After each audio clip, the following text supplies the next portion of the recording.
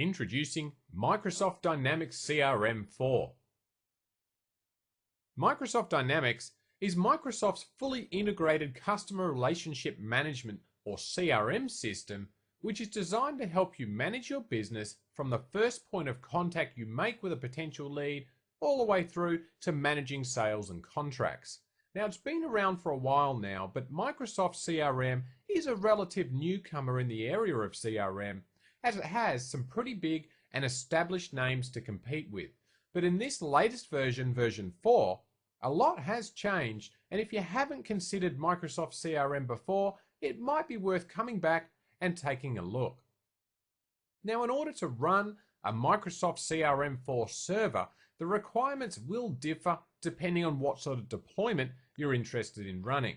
If you're a small business and you're running a copy of Small Business Server 2003, you can get away with a lower spec machine consisting of a 300 MHz CPU, 256 megs of RAM, and around 4 gig of hard disk space. But for larger implementations, you're going to need to have a server running Windows Server 2003 with the latest service pack, of course, at least 1 gig of RAM and dual 1.8 GHz Xeon CPUs.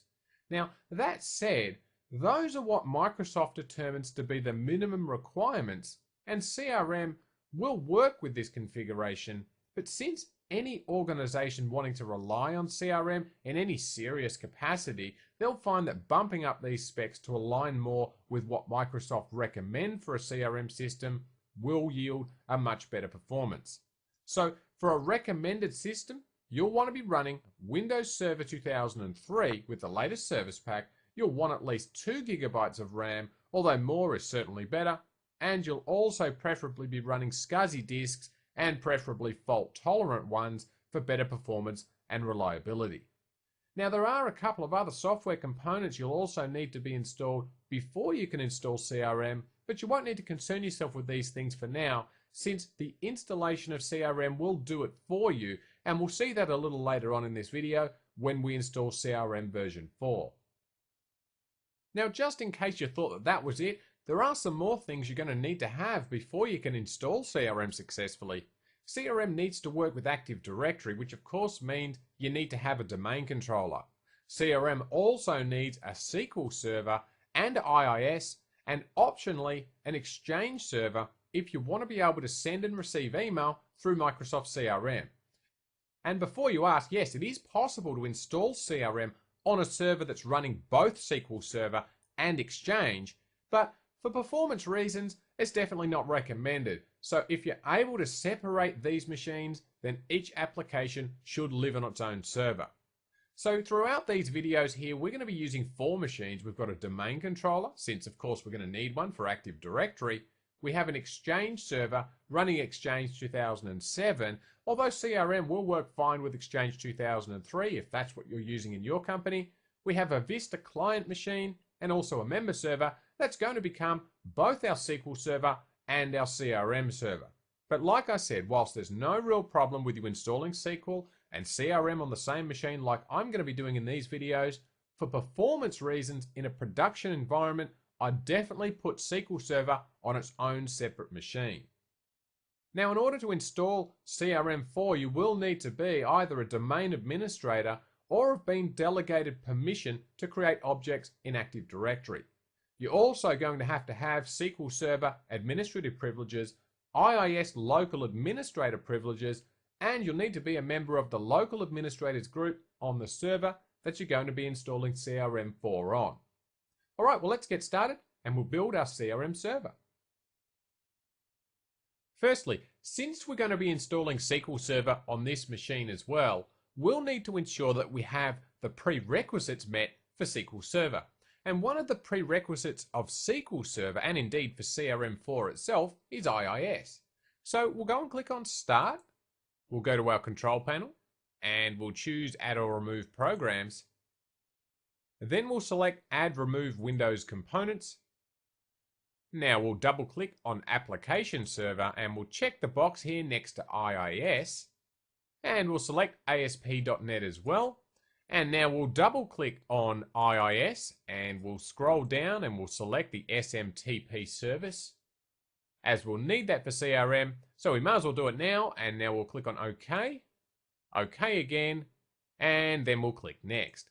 Now, make sure that you do have your Windows 2003 CD in the drive, because installing IIS will require some files from the CD. Now, this will take a few moments, so I'm going to pause the video here and we'll return once it's complete. Okay, well, IIS has now been installed, so we'll click Finish, and now we can go ahead and close this window.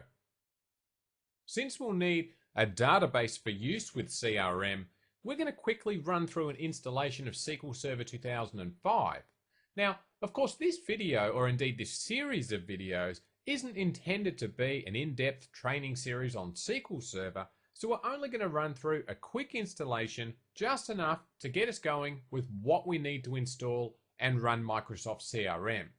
Now, when you first drop the first SQL Server 2005 CD in your drive, you're going to be presented with a splash screen like you see here. So we're going to click on this link to install server components, tools, books online, and samples. And the first thing we'll need to do is accept the licensing terms and conditions. So we'll check this box here and then click Next. And then SQL Server will need to update our system with the .NET Framework version 2 and other SQL related files. So we'll click on Install here.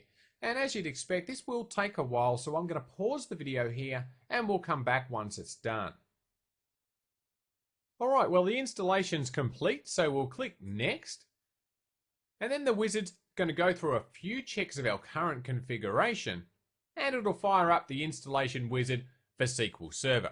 Alright, well, the wizard started, so we'll click Next.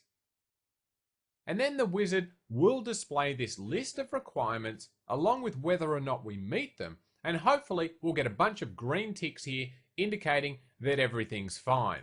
And it all looks good here, so we'll click Next. And the installation routine will then ask us to enter in the name and company that this SQL Server is licensed to, along with our license key. So I'm going to pause the video here, I'm going to enter in my license key, and then click Next. Okay, so what parts of SQL Server do we want to install? Obviously, we'll need to install the top option, the SQL Server Database Services, and since we'll be using the reporting services, we'll need to check that box as well. But everything else that you see here is optional, so if you want to have these other things installed, or possibly you want to install everything, just check whatever you need. So let's just go ahead and select everything, and then we'll click Next.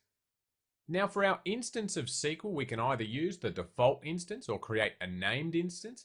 But since this server is only going to be used for our CRM server, I'm just going to leave it here at the default and we'll click Next. Now we can use either the built-in system account or a domain user account, but I'm going to use the built-in system account here. And I'm going to check this box down the bottom here to automatically start our SQL Server agent. And this is an important step, by the way, as the CRM installation will need to have the SQL Server agent running. So if you don't check this box, you'll need to go into your services console before you run the installation of CRM and start it up if you don't do it here. Alright, well, we'll click Next. Now the default authentication is set to Windows Authentication, and I'm going to leave it there at Windows Authentication since CRM will only use Windows Authentication even if you do set it to mixed mode. So we might as well leave it like it is. We'll click Next. I'm going to leave all of the collation defaults here as they are. We're going to click Next. And we'll also leave the default configuration for our report server installation. We'll click Next again. I'm going to choose not to send any error data to Microsoft. We'll leave it as it is. We'll click Next. And now we're ready to go. So we'll click Install. Now, this will take a while to install SQL Server. So again, I'm going to pause the video here and we'll be back once it's done. Okay, well, the installation of SQL Server is now complete. So we'll click Next and then we'll click Finish. Now, unlike with CRM3, CRM4 will also require you to have SQL Server 2005 Service Pack 2 installed. So let's go and do that right now. I've gone and dropped a CD containing Service Pack 2 in my drive here, so I'm going to run this executable file, which first we'll need to extract all the files required for setup, and then it will start up the installation wizard. So we can see here the wizard started, so we'll click Next. We'll need to accept the terms of the license agreement. We'll click Next again. Alright, now all of these components here will need to be updated, so we're just going to leave the defaults as they are. We'll click Next. Now for our authentication method, it's defaulted here to Windows authentication like we set it in the SQL Server 2005 installation, so we're going to leave that as it is. We'll click Next again. Now we won't bother sending any error reports to Microsoft. We'll click Next again. And now we can either close any of these running processes that have been found, and that's going to enable us to have to avoid a reboot, or we can leave it as it is, and we'll most likely be asked to restart this server once Service Pack 2 is installed. So I'm just going to leave things as they are. We'll click Next, and then we'll click Install. Now, this is going to take a while to install SQL Server Service Pack 2, so I'm going to pause the video here, and we'll be back once it's done.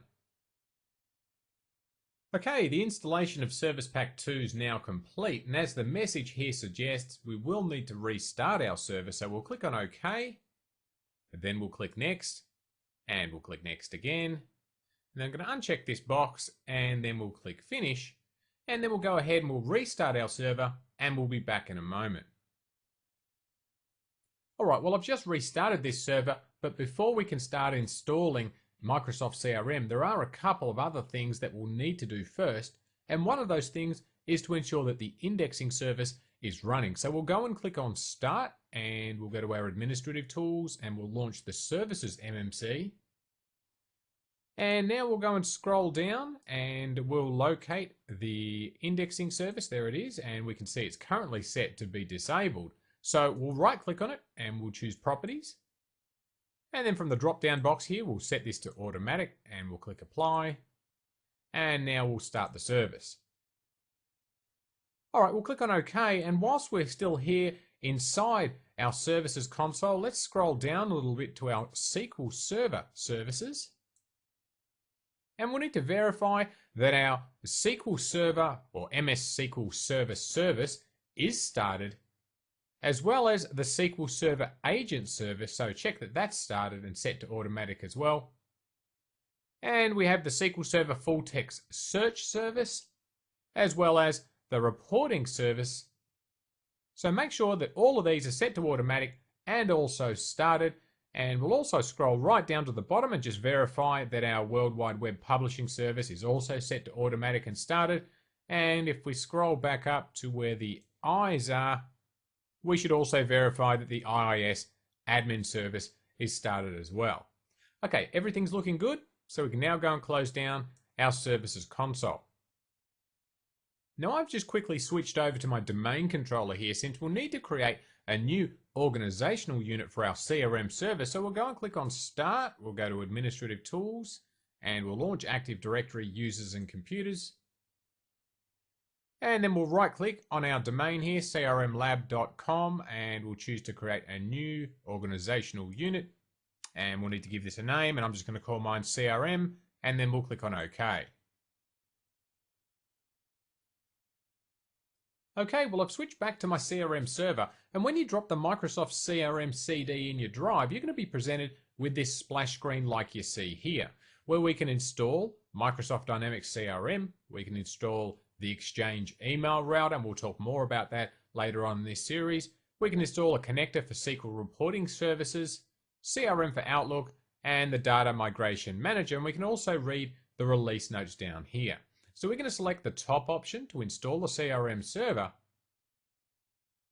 And the first thing we'll need to do once the wizard fires up is to decide, do we want to check for any updates to the installation files? Now, obviously it's a good idea to check that you do have the latest files, but I'm going to skip this step right now, and I'm going to choose to not update our installation files.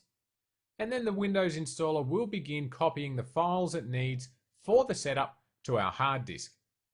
Okay, so firstly we're going to need to enter in the license key we got when we purchased the product, so I'm going to do that now and then click Next. Now we'll need to read and accept the terms that are set out in the license agreement and choose the I accept this license agreement radio button, and then we'll click the I accept button.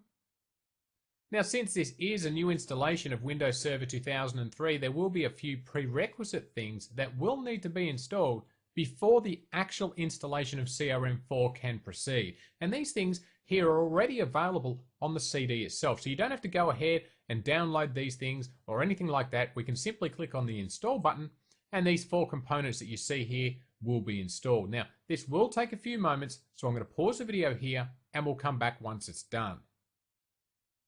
Okay, all of the required components have been successfully installed, so we'll click Next. And now we'll need to decide if we want to perform a typical installation or a custom one. Now, the main difference between these two options is that when we choose a typical installation, Setup is going to install both CRM Server roles onto this machine. So if we choose Custom, we can choose to install either role or both of them on our server. So let's choose Custom so we can take a look at both of these two roles. So when we choose a custom installation, you can see that we do have 2 roles here, the application server role and the platform server role. Now, when you read the text underneath each role, you'll learn that in order to run Microsoft CRM version 4, you'll need to have both of these roles installed. But the reason we have the ability to install each role independently is that now it gives us the ability to split these roles onto separate machines for better performance. So the application server role is what provides the web interface for our users to access and enter data into CRM, and the platform server role is what's used to process this data, such as the bulk email and workflow services. Now, I wanted to point this out so you can split these roles onto different machines for better performance if you like, and if you expect that CRM is going to be heavily utilized, then that can be a good idea. But for our purposes here, we'll install both of them onto this server and we'll just click Next. Now we'll need to specify which server is running SQL Server so that we can use it with CRM. So we'll click this little refresh icon here. And then from the drop-down box, we'll select our server here, which is simply called CRM Server. And we'll leave the default at the top to create a new deployment and then click Next. Now the first thing we'll need to do here is to enter in an organization name, and it's normally a good idea to set yours to be the same as your company name. So I'm going to call mine Winstructor, and if you hit the tab key, it's going to populate the name field for you. And now we'll come down here and we'll click on the Browse button and set up the ISO currency code, which is going to be a 3-letter code for whatever country you happen to be in. So let's just scroll down and we'll choose United States and click on OK. And we'll leave the collation defaults as they are and we'll click Next. Now, if you like, you can join in the Customer Experience Improvement Program and send anonymous data to Microsoft about your CRM setup and how you're using it. I won't do that. I'll just click Next. Now, Microsoft CRM 4 will default to being installed in the Program Files Microsoft Dynamics CRM directory, but you can change that if you like. I'm happy with the defaults. I'll leave them as they are and we'll click Next.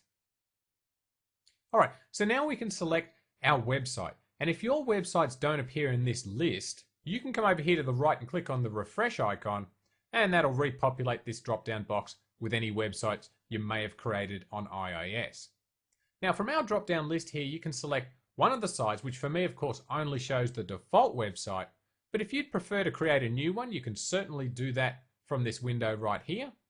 And I'm going to leave mine at the default website since I don't have any other websites running on this server, and we'll just click Next. And then we'll need to specify the reporting services URL, and you can see this defaults to the name of our server /report server, and that's fine, so we'll click Next. And now we'll need to locate the OU that we created earlier, which will contain our CRM system group, so we're going to click on Browse, and we'll select our CRM OU, and we'll click on OK, and then we'll click Next. And then we'll need to specify which account we'll be using for the CRM services. Now, as you can see, this does default to network service account, and that's fine, but you can change this to a domain account if you'd prefer to do that. So I'm going to leave the default here at network service and click Next. All right, there's not long to go now. Here we can specify an Exchange server to use for incoming and outgoing email, and this is an optional step, but I'm going to enter in our Exchange server called CRM Exchange, which is the name of the Exchange server I have sitting on my network here. So we'll click Next. And then the CRM setup wizard will check to see that everything is configured fine. And if it is, you'd expect to see a bunch of green ticks here down the left-hand side, which we do, and that's great. So we'll click Next. And finally, we get our summary screen where you can review all of the choices that you made, and if you made any mistakes, you can certainly click on the back button and go and rectify them. But if everything's okay, we'll click on install and the installation will begin. Now, as you would expect, this is going to take a while to install everything, so we'll pause the video here and we'll come back once the installation has completed. Okay, we're back. The installation's now complete, and we can view the installation log file if we like by clicking on this hyperlink here. Now, we will need to reboot our server, and if we leave this box checked once we click finish, our server will reboot automatically as soon as the wizard closes. So I'm going to pause the video here, reboot the server, and we'll return once our server's back up. Alright, well, I've just rebooted this server, and there's one final thing I'm going to have to do in order for me to work with CRM directly from this machine, and that's to add our CRM server to the trusted sites in Internet Explorer. So we'll start Internet Explorer, and then we'll go to the Tools menu and we'll select Internet Options, followed by the Security tab, and then Trusted Sites, and then we'll click on the Sites button. And now we'll need to type in the URL for our CRM server, which will be http crm-server, and this here is the name of my server. So we'll click on the Add button, and then we'll click Close. And now we'll click on the Custom Level button, and we'll scroll down near to the bottom, and we'll choose to disable the pop-up blocker for our trusted sites, and then we'll scroll right down to the bottom and we'll choose this third radio button here, automatic logon with current username and password.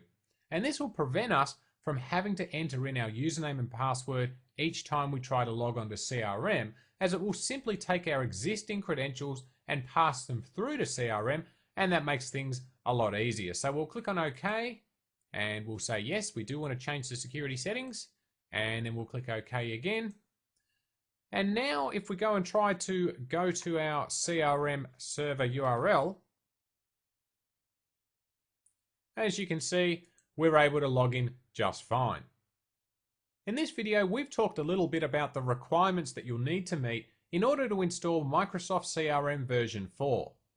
Remember, to install CRM 4, you'll need to have a SQL server available, preferably on its own separate server for production use, and optionally, you're going to need either an Exchange 2003 or Exchange 2007 server if you want to be able to utilize email through CRM. We hope you've enjoyed this video and would like to thank you for supporting Winstructor.